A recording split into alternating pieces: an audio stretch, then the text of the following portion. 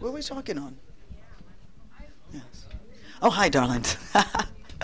All right. Wow, we've had just quite a smorgasbord of goodness here at the Alchemy event 2013. Looking for the grand plan. We are now starting our evening program. Bob Oliver is going to launch us what an interesting smorgasbord of UFOs and Feds. This is very interesting, Bob. That's certainly not as above, so below, because what they're doing below should really be, kicked to the curb. But what you are going to bring us is, I'm sure, going to be very captivating. Bob, take it away. Thank you. Thank you very much, Eben. Yes. I think I'd like to give you a quick overview of what I'm going to attempt to bring out here tonight. We're living in a police state in the United States right now. And as such, there's a lot of techniques that are involved in a police state when they are using themselves, shall we say, against us.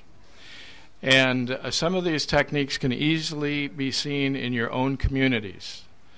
So we have the federal government, we have the state and the local, but it's all tied together. It's on such a scale today where they have implemented just about everything that they need to have implemented in terms of the technology that they're working with and the people that they have in place within your communities, within your school boards, within your city councils. And ultimately, it's up to you whether you're going to do anything about it or not. Now, strategically, it doesn't take that many people to go to a city council meeting and make some demands and back it up with, we're going to have a recall. Strategically, that's not that difficult, but you do have to speak with other community members. One of the things we're going to look at tonight is a video on a homeless person on the Monterey Peninsula who was pulled over 3 times illegally, each time told her headlights were off. That was the guise in order to pull her over. Then the next question is driver's license, insurance, and registration. Now, even myself, I've been pulled over illegally. I was told that my stoplights weren't working, and that was why I was pulled over. I showed them my documents, and I was released. But am I expected to go spend $500 to take my truck in and have the stoplights repaired when there is no problem? Yes. In fact, I went to the police department and complained about the stop, and I was told that, well, wasn't that kind of the officer not to cite me for the stoplights? When in actuality, they're working. Now, this is insanity on a level that each and every one of us is accepting. We don't have to accept it, yet we are. That's the conundrum that I have trying to understand this. Now, I fight my tickets, but when I come to these conventions and I get a ticket or two in a new city that has new parking patrol standards that I might not have caught in Monterey, it becomes very difficult to fight it from 375 miles away. At any rate, we must fight them. And we must inform people as to what it is you're fighting, because half of us don't understand why a particular ticket might be illegal. The last convention we were at here, we all went to the beach.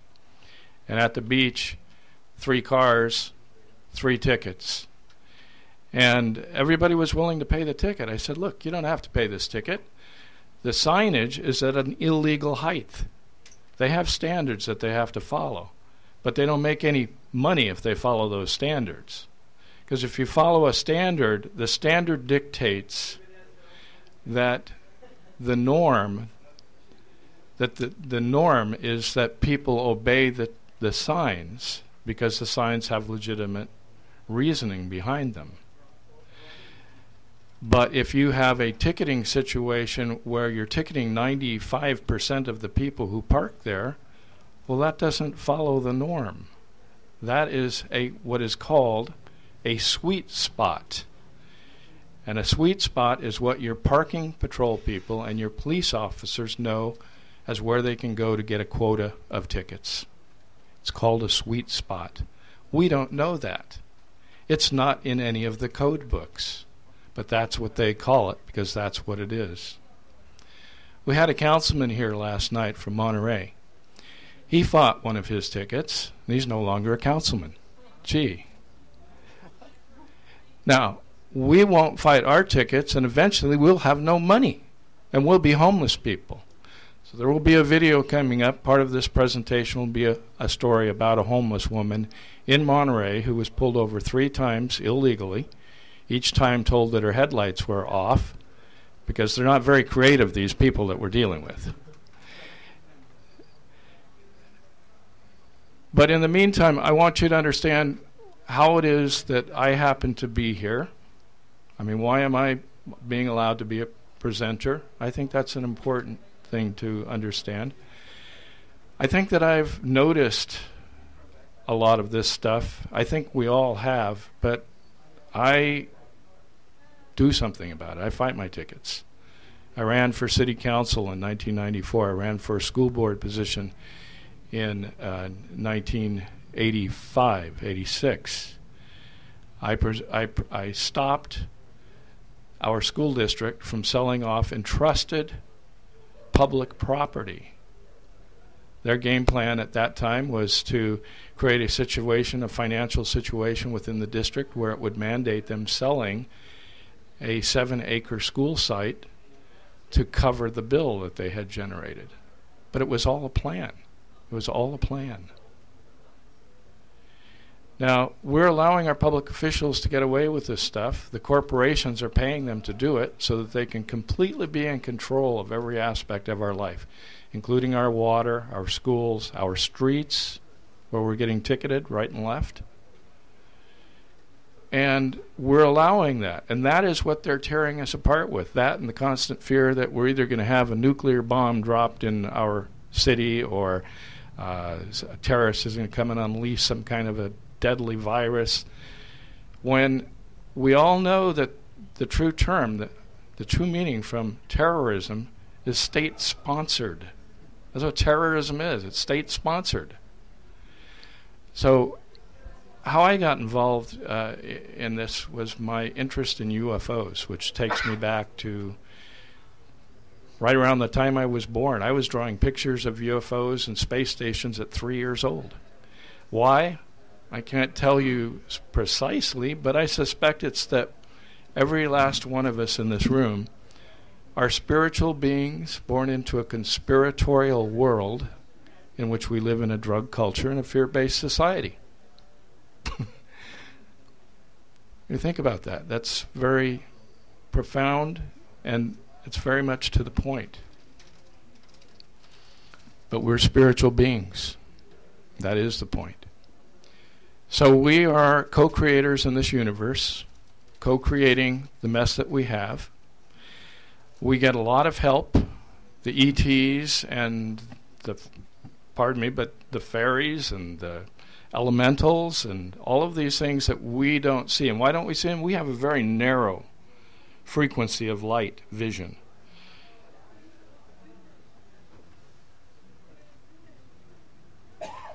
These are night vision goggles. Just like some people need to wear sunglasses during the day or a pair of glasses while they're reading, this enables you to see into the night sky.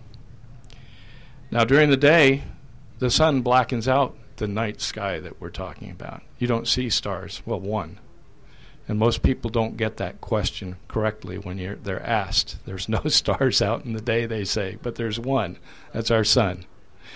So these enable you at nighttime to see millions of stars.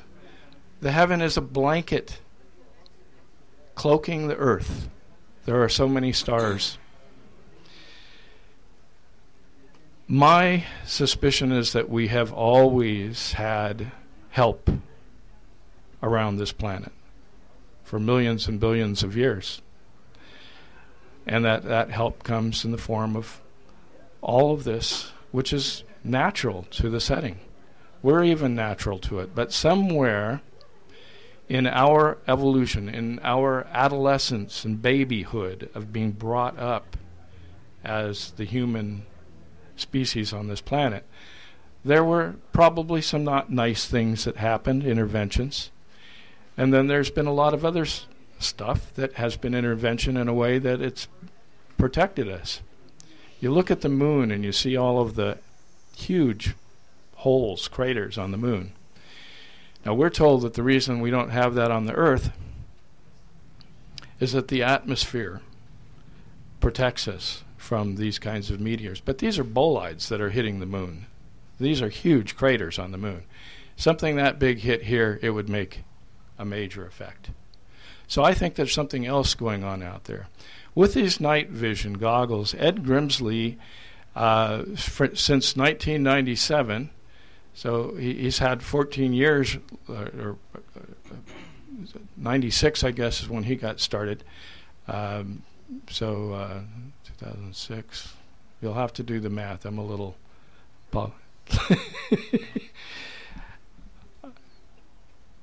Eben? Hi, sir. Sorry.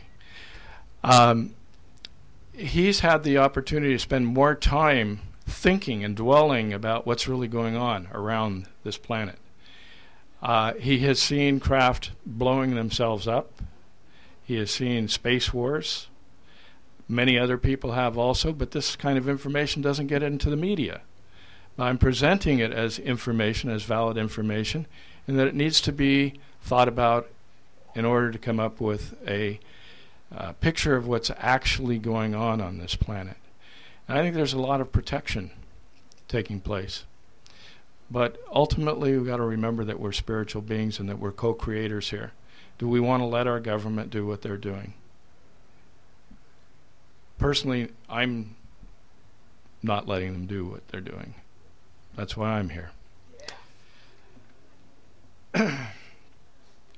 We'll just play a quick little clip here showing you some of the things that we see with the night vision. Go ahead.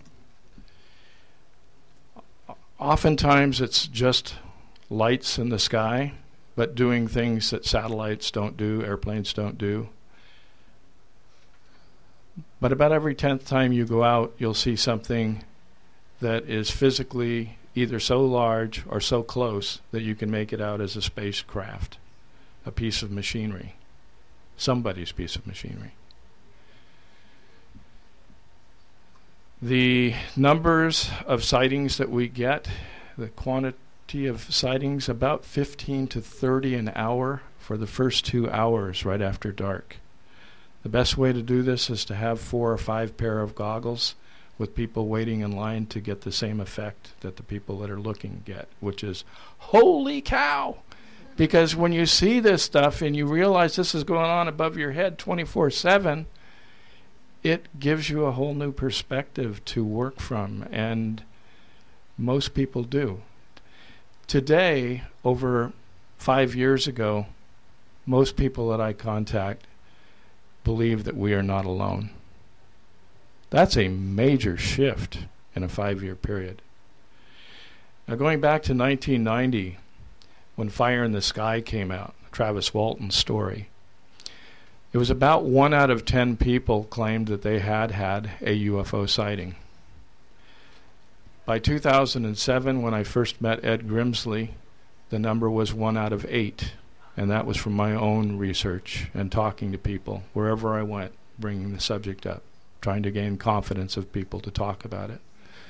So from 1 out of 10 to 1 out of 8 in a 17-year period.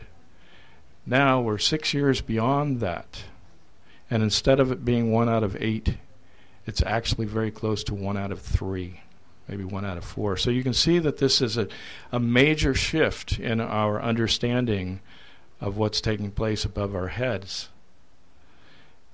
And people are not only seeing these craft, but they are willing more so to talk about it. In the past years, the military claimed that that none of this was real, that people weren't seeing alien spacecraft. We've been lied to, which is really the main subject of my talk, is to create a belief and understanding that we are currently living in a total lie. Some people over the last 6 years, when I've pointed that out, have had a hard time buying into the term total lie. But with each day that passes, I find that to be the truth. So, with this looking at the total lie, it presents a golden opportunity for us in that you can start questioning everything. It's kind of like shooting fish in a barrel, as they say. Because just about everywhere we look, we can see a problem. If we'll open our eyes, if we wake up. And the way to deal with that is, as I see it, to take back our local towns. And the way you do that is you get a group of people, and I've heard that the magic number is 13. But if you have 13 to 40 people and you go into a city council meeting and you place your demand and then you back it up with a recall petition, you're going to see some major changes. You're going to see that maybe we're going to not quite have the pressure cooker that we got going right now. That these people are going to realize that people do have the power. So it's really time for us to take it back. That's right. This is Sunny Fawcett. She's a 62-year-old homeless woman who takes relatively good care of herself, even though she's had to live out of gas station bathrooms or wherever else she could find access to public hygiene, which is something that we don't offer people. Not in my community, anyway. We don't have public bathrooms. That's something that we should be demanding. Instead, we complain that a homeless person is crapped on the sidewalk. We'll play this few minutes of Sunny Fawcett explaining the problem that she had. And Hi there. Okay, can you give me your full name for the little documentary here? Hi there. I'm Sunny Fawcett. F like in fun.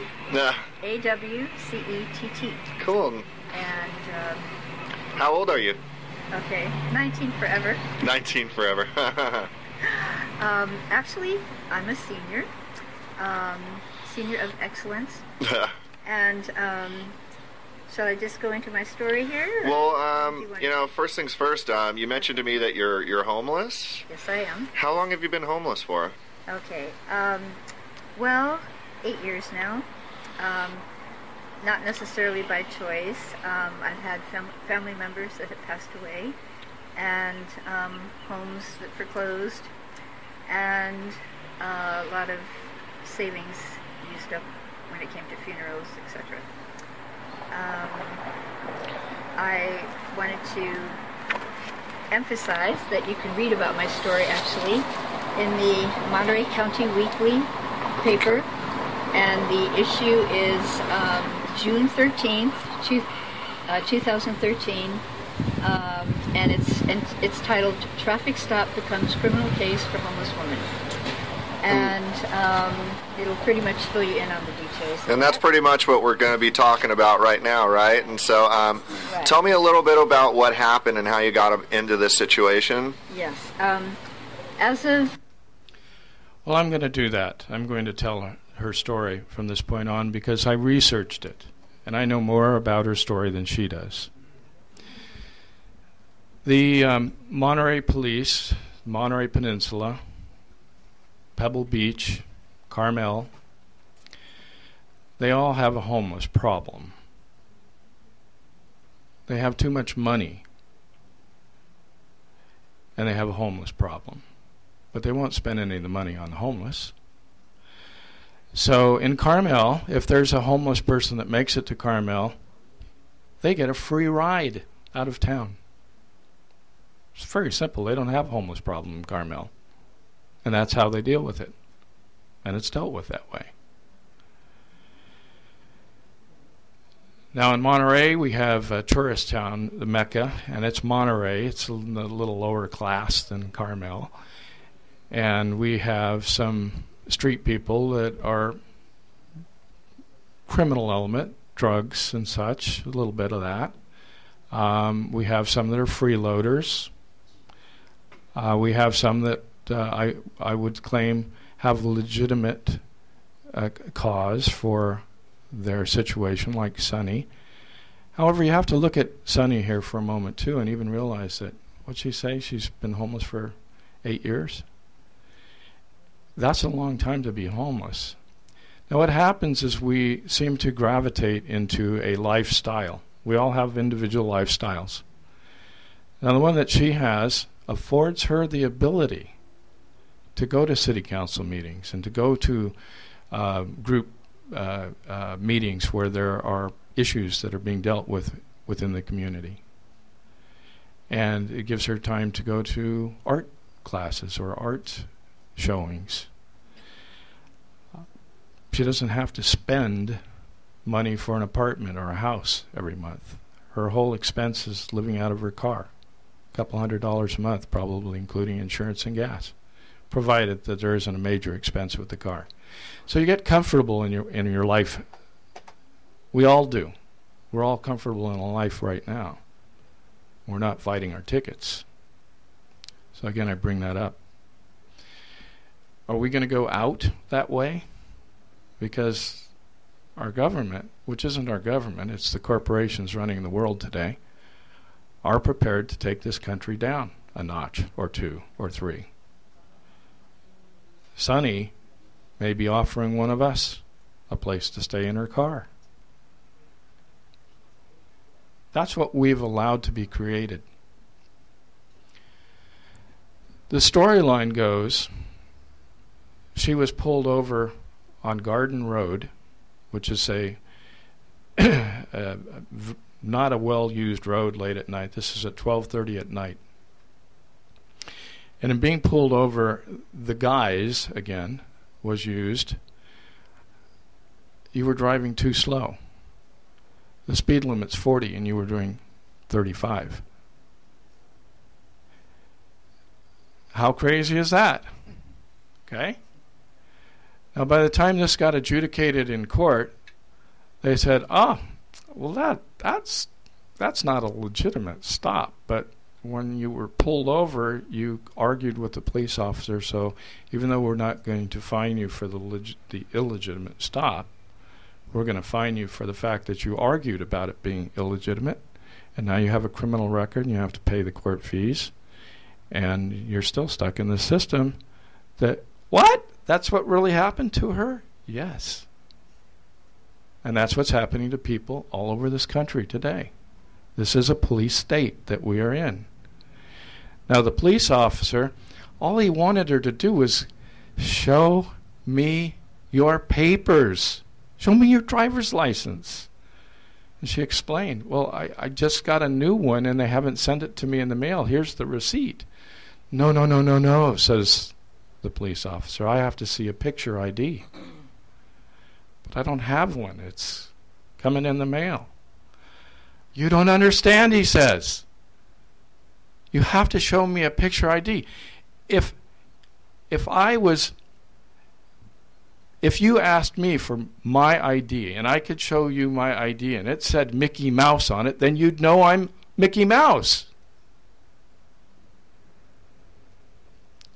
Now, if I sound irrational up here, then we got a big problem. This whole stop was false. It's based on a fiction. We're living a lie. This woman looked 15 years older after the year she spent going through the court process and then being found guilty. Now, I got involved in this in June. I went and I watched the jury process. You think we got problems with a dumb police officer who can't make a legal stop?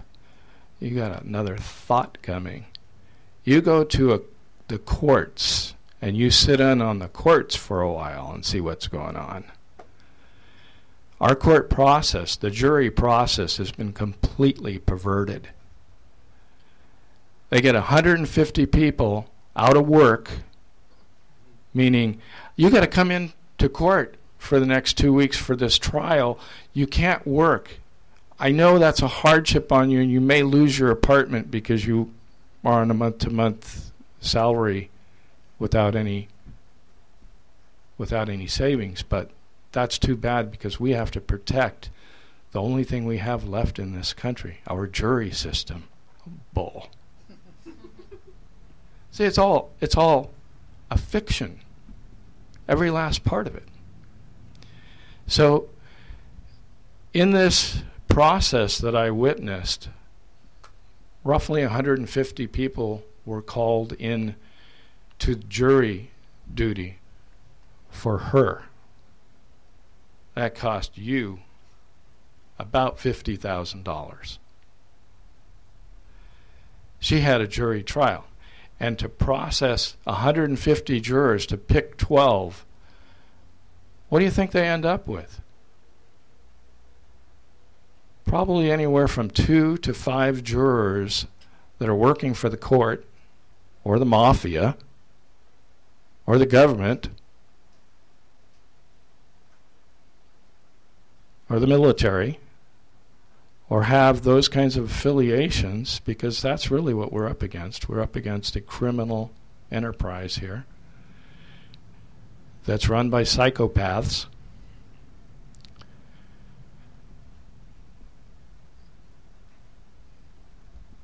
And every time we don't fight a ticket, they win.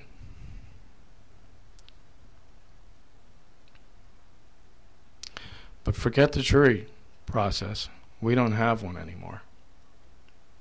And a public defender is a public pretender. That's another fiction. Okay? That's all he is. He's a pretender. He pretends to do a service when all of the services have been pulled. We don't have services anymore. We're not protected by anything. Except one another. So.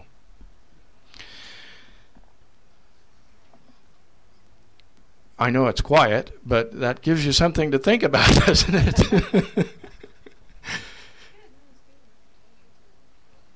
So, I enjoy UFOs. I enjoy the research into the knowledge of understanding the occult, and I've had a lot of different experiences in life. I want to tell the one about Ed Grimsley, because it's a little along these lines, but it deals with the UFOs. It deals with his knowledge and how we got him on to Coast with George Norrie. But then I want to tell you some real experiences of how magnificent this universe is and why we really shouldn't worry about this, but we should get involved in it. We do need to get involved. We do need to wake up and participate, because these are our lives. So Ed Grimsley, how many people know who Ed Grimsley is? Got 1, 2, 3, few. Not too many. Ed Grimsley, if you go online, edgrimsley.com, he's got a website up. Ed is a family member of the Eisenhower family. Okay, Mamie Eisenhower was related to the Grimsleys. And through Mamie, we know that we had visitation back during the Eisenhower administration, that President Eisenhower knew about it, was a party to an understanding of what was taking place, but that he lost control of it. And when he left office, he said, beware of the military-industrial complex. In actuality, what he meant to say, because that was what I'm about to tell you, which was what his notes said, was beware of the military congressional industrial complex, because they're all one and the same. And that's who's running our country today, out of the coup, the final big coup, the killing of President John F. Kennedy. But the corporations ultimately are the winners that are running the whole show. Now in Monterey, our police department predominantly has military personnel that have been gravitating onto the force. New positions for police officers are created through federal funding, and then the city is stuck with that. Federal funding is removed, so they now have officers performing, frankly, what this officer did, an illegal procedure, pulling a woman over, telling her she's only doing 35 and a 40, therefore he has right to pull her over. So that what that really means is that if any one of you was doing 41 miles per hour in that zone, you'd get a ticket, and if you were doing 39 miles per hour, you'd get a ticket. And if they couldn't make the ticket stand, if you wouldn't accept the ticket, then they take you to court and they say, well, you got to be guilty of something. We're all sinners. You're all bad. Well, I know you're not. I know you're human. And the human condition allows for a lot of stuff. Okay? Including the learning that we're here on this planet for. At least that's my belief, though we've got all the help up above that doesn't interfere but allows us to make mistakes. You want to burn the house down and see what that's like? Well, you'll be without a room for a while. What would you like to? I just went to Ed Grimsley real quick. So. Great, thank you. So, Ed and many other people have witnessed battles going on, so certainly there's a lot more going on than I can comprehend, and that's fine with me. But I've got to do something about the parking tickets. I can't afford them. And there's going to be a point in time where that's going to be a problem for all of us. We're just not going to be afford to have our lives any longer. So I think we need to go back. So with that, we know who Ed Grimsley is, I hope. Yes, everybody? Anybody have a question at this point? Yes, sir. Repeat the question. Considering all the things you're talking about here, everything from obviously night vision goggles, seeing obviously craft in the sky, and other things going on, banksters, you seem to be specifically dialed in on the parking ticket thing. That's grabbing you on a very personal level. Why is something that's just the system? That's just, the system is set up that, if you're not careful, you get snagged with the parking ticket. It's a good lesson to be more careful. I mean, it's egregious, but, the whole parking, the whole thing is obviously. But why is that issue such a hot point issue for you compared to everything else that's going on? Well, you see how... He's asking me why. Yes. The question is, we're covering a lot of ground here, and we're stuck on parking tickets. And he can see that. And he's wondering why we're stuck on parking tickets. No. What do you say? I don't want to misquote you, and I'm not going to beat you up. But it does appear like I am stuck on parking tickets. I would agree with you on that. Pardon me? That's because you have more than we do. Possibly, but I think not. No, the reason is that if you don't fight your parking tickets, how do you justify the woman that I put up on the screen for you? That's the story in a nutshell. That's really what we're saying here. You allow one thing to happen, and it progresses to that. Being pulled over 3 times and being told, your lights are off. No, they're not. Yes, they are.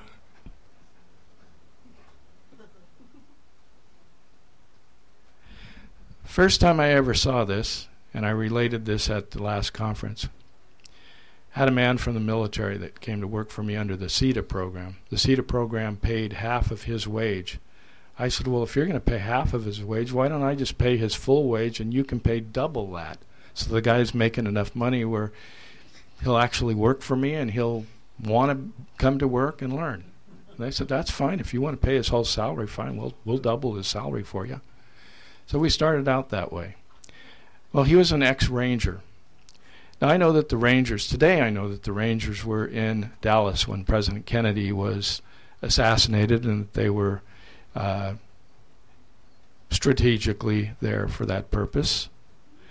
I didn't know that 40 years ago when this other event took place with this man who I was hoping would turn out to be a good employee, a good friend. But there was this one occasion where his wife walked into the bedroom and found him with his best friend's wife. And she said, and he said, turn around and walk out right now. And she says, but he says, no, I'll be out in just a minute. And he comes out and he says, okay, what? And she says, you're in bed with Carol. And he goes, no, I'm not. Yeah, I just saw you. And he said, are you going to believe me or your lying eyes?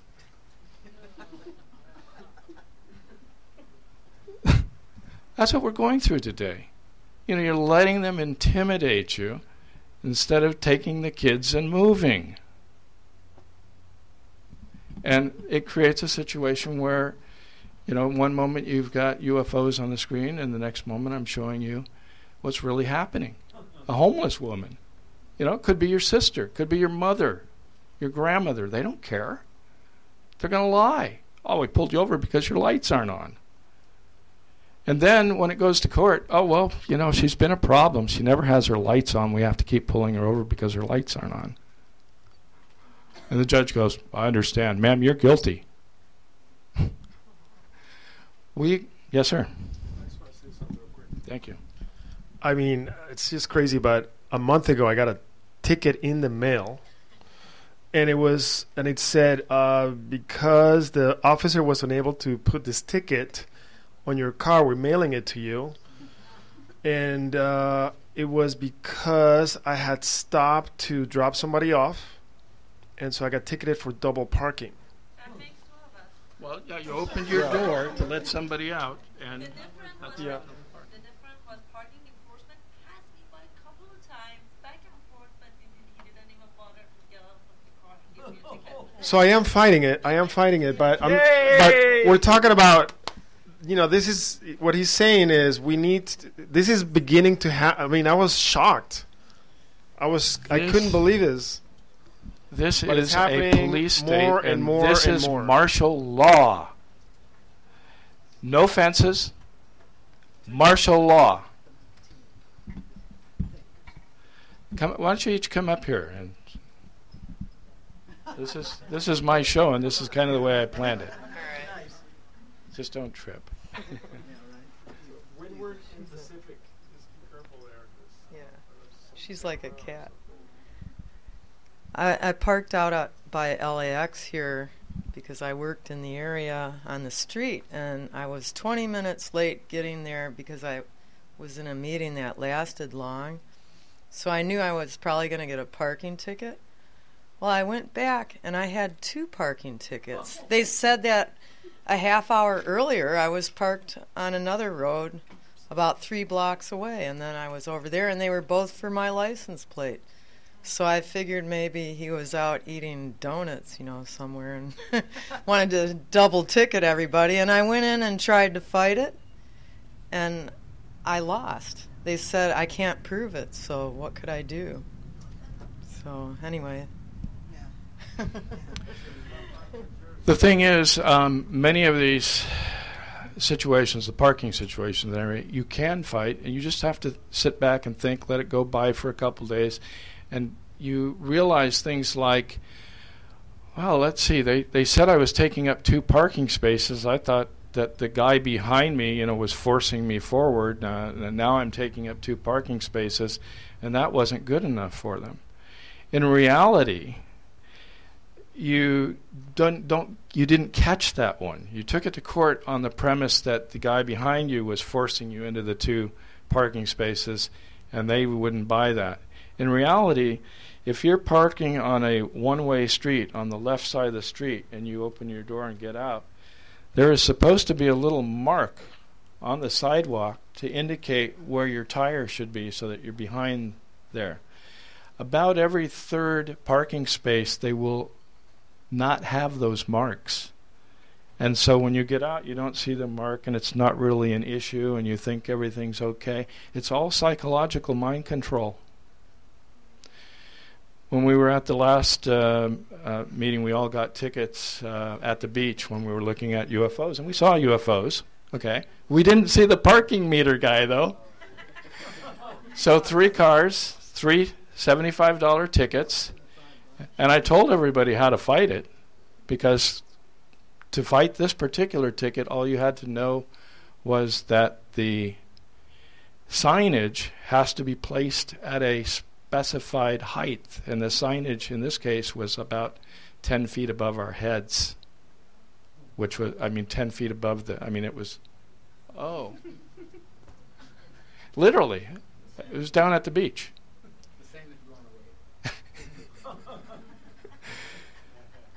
Go ahead. I was one of the only people that didn't get a ticket that went on what he's talking about, but when we came back here, our car was parked.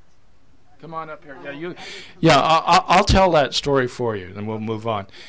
When she came back, they had left their car parked here at the hotel, and they got a ticket while it was parked here. At the meter place. So all 4 of us that were involved in this, we got 4 tickets that night. That's the kind of money that they're making. His car towed here last night because he missed it by 2 feet on the space. So Mm-hmm. $170 today, or you don't have your car. Yeah. And he's kind of broke, so he had to call his father on emergency. He's not really on good terms with him. He broke down and sent him the money. Otherwise, he'd be without a car right now. All right. I wished that you all would come up here and tell these individual stories, but this gentleman was telling about how young man who has had a little bit of an out with his father had to call his dad and say, "Dad, I got stuck up here with no money, and they've towed my car, and I got to go get the car. Please, I'm sorry, whatever."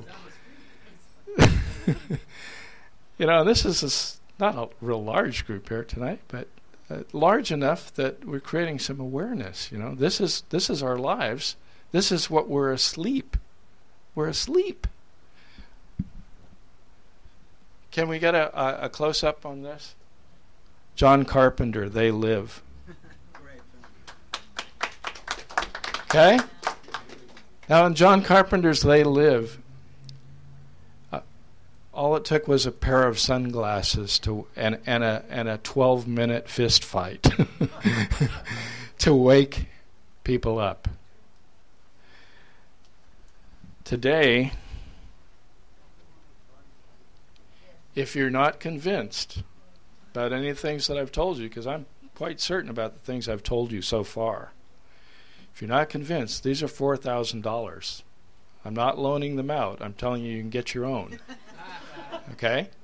They range in price from about $2,500 to $4,000. And with this, you can see UFO craft every night. Every clear night, you're going to see craft. Okay? These are PVS-7 military-grade night vision goggles. And our military members were told when they were issued these, "You're not allowed to look up." No way. Oh, yeah.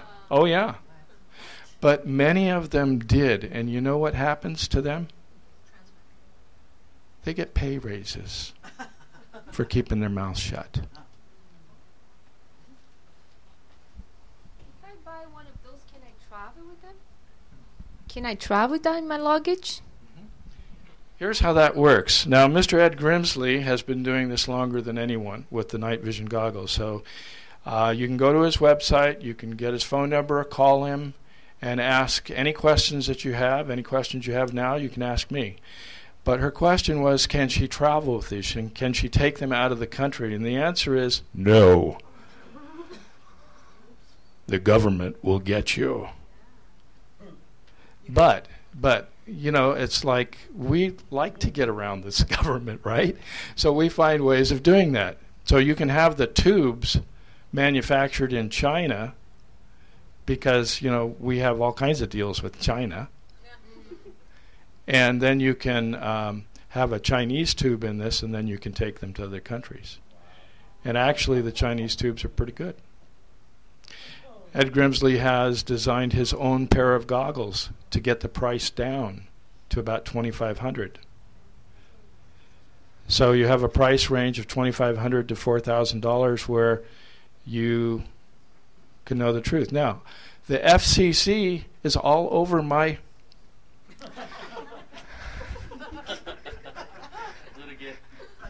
for wanting to know if I'm selling night vision goggles, because I should be known as an infomercial if that's the case, instead of a information person trying to get the word out.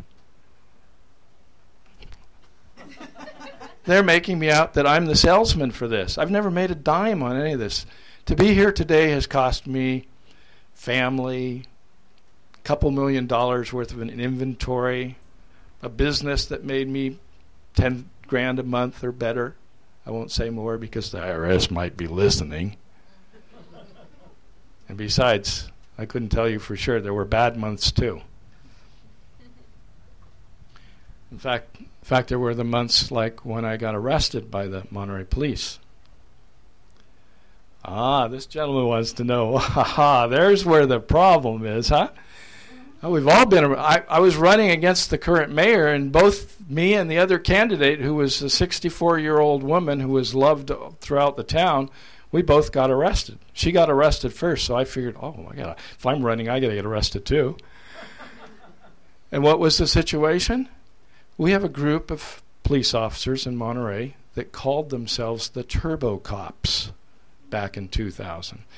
And essentially, this is a group of police officers like your SS who do the bidding of the higher-ups. In this case, we don't know who precisely, but you would think the mayor, city council, city attorney, and city manager. That's who runs your city. And if you need to get rid of them, I suggest you get started at it. But I had a wheel. 5 minutes? 5 minutes. I had a wheel, and I ran a motorcycle business for 40 years successfully. I was a Moto Guzzi Ducati dealership, the largest independent shop in the Tri-County area. And I gave pretty much all of that up when I came to realize they don't even want me in business. Why am I beating myself up like this, showing up for work? I'm not giving up. I just need to do something that's going to allow me to figure out what kind of a world are we in. So for the last 12 years, that's what I've been figuring out. I only have a few minutes left, so I want to give you one of the other... I was telling you about Ed Grimsley and how we got him on Coast to Coast. I had to make 4 phone calls to Coast to get him on. And on the 4th phone call, or maybe it was 3, on the last phone call, I got disconnected 5 times. They didn't want me going back on the air after the previous 2-3 times. Now, I'm not saying that was Coast to Coast. I'm saying that was necessarily the government monitoring all of those phone calls that go into there. But we did get him on. I was persistent. And that's what it takes. Either persistence or they're going to kill you. Now see, I'm still alive. No persistence, they're going to kill you.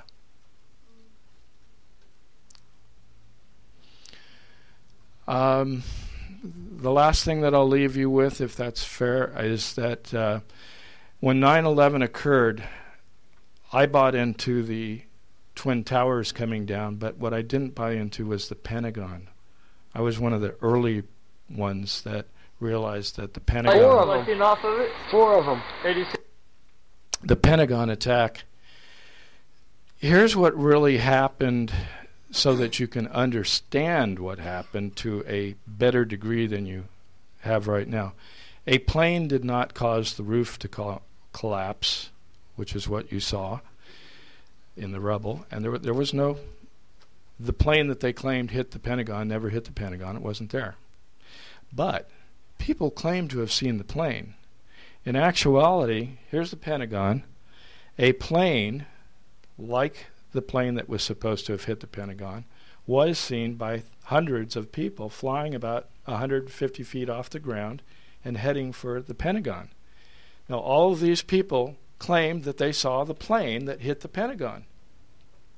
Okay?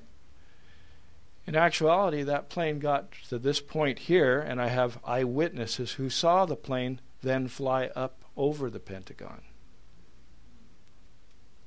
Very subtle, sleight of hand. I'm confident in telling you that that's 13 years of my research and finally getting the right people because I keep asking people. Now, at the World Trade Center, what happened, there's a lot of people that question, well, were there UFOs involved, or were those really planes, or were they holographs? I finally found a woman who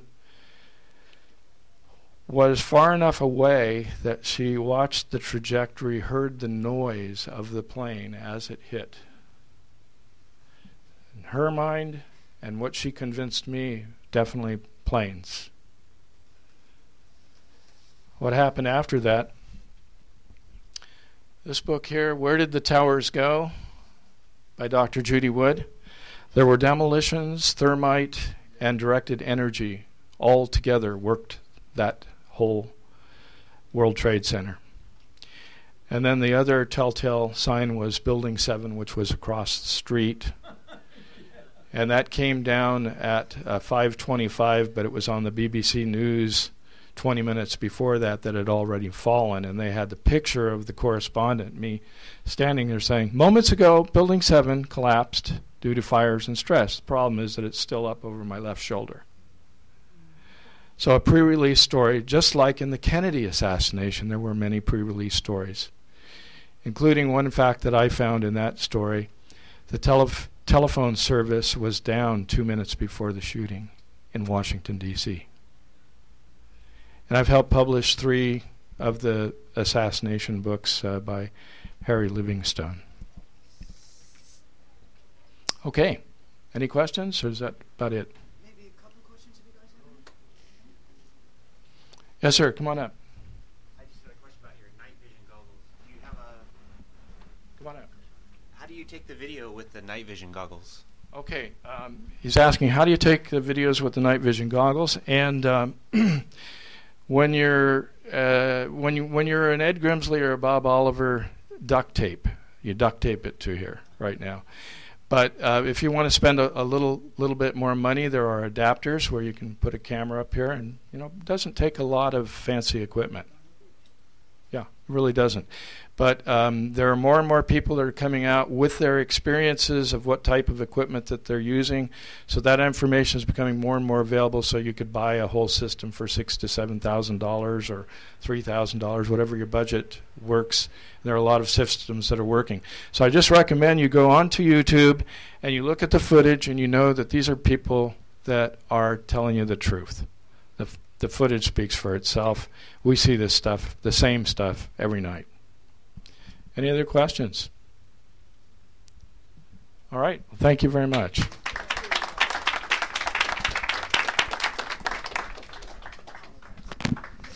All right. Thank you so much, Bob. Wow. Very, very touching. And so, streaming audience, we're going to crash this stream and bring up something fresh for you in a couple minutes. So stay tuned. Get a snack. I have to hunt down David and see where we are going next, because Dr. Tatiana is not with us for her 5D sound healing, so we just want to wait and find out what is up next. So you guys take a couple minutes. Oh, hold it. Here comes the runner. Yeah. We're going to go with Orion okay. next and move him into Tatiana's spot if we can find him. Okay. And then we'll have some music. And then we'll have the panel. And the panel's going to be a little different. It's going to be a circle. Yeah. And then we'll have music to close. Woo! Nice. Good, huh? Sounds great. All right. So a few minutes and we'll come back for Orion. Thank you, darlings.